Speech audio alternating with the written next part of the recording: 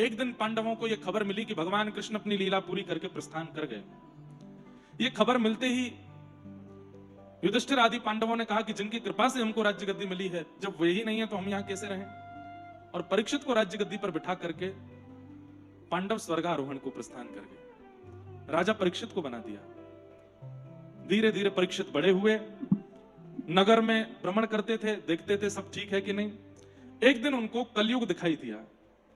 वह कलयुग एक गऊ के ऊपर प्रहार कर रहा था। 3 पैर काट चुका था, चौथा पैर काट रहा था। वृषभ था वो। वृषभ यानी कि धर्म, धर्म के 4 पैर होते हैं, धर्म, अर्थ, काम और मोक्ष। 3 पैर कट चुके थे, केवल सत्य बचा था। सत्य चरण को काटने का जब प्रयास किया, परीक्षित ने जाकर के अपनी तलवार से प्रहार करना चाहा। कलयुग ने चरणों में प्रणाम करके कहा कि भगवान मुझे मत मारो। परीक्षित जी ने कहा मेरा राज्य छोड़ के चले जाओ। बोले मैं कहीं नहीं जाऊंगा, मुझे आप कुछ स्थान दे दीजिए, मैं वहीं रह लूंगा। तब कलयुग को 4 स्थान दिए गए। द्यूतम पानम स्त्रियः सूना।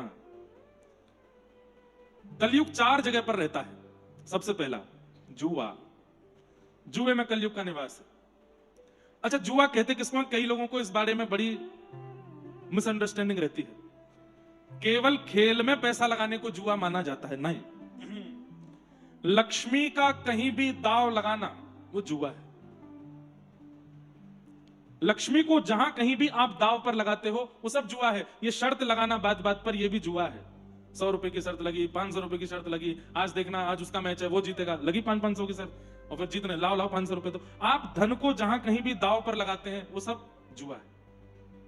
इससे अच्छा कुछ और कर सकते हैं, थोड़ा मन लगे, थोड़ा एक्साइटमेंट बढ़े, तो आप वस्तुओं की दाव लगा सकते हो। रसगुल्ले का दाव लगा लो, गुलाब जामुन का दाव लगा लो, समोसे का दाव लगा लो, पूरन पोली का दाव लगा लो। और इससे भी बढ़िया दाव बताऊं, मान लीजिए कि किसी बात पर आपके मित्र से हो गई, हाँ भाई क्या कहते हो? तो उसने कहा ऐसा होगा। बोले नहीं हुआ तो? बोले नहीं हुआ तो तू मुझे पंढरपुर लेके चलना। और हो गया तो? बोले हो गया तो मैं तुझे लेके चलूंगा।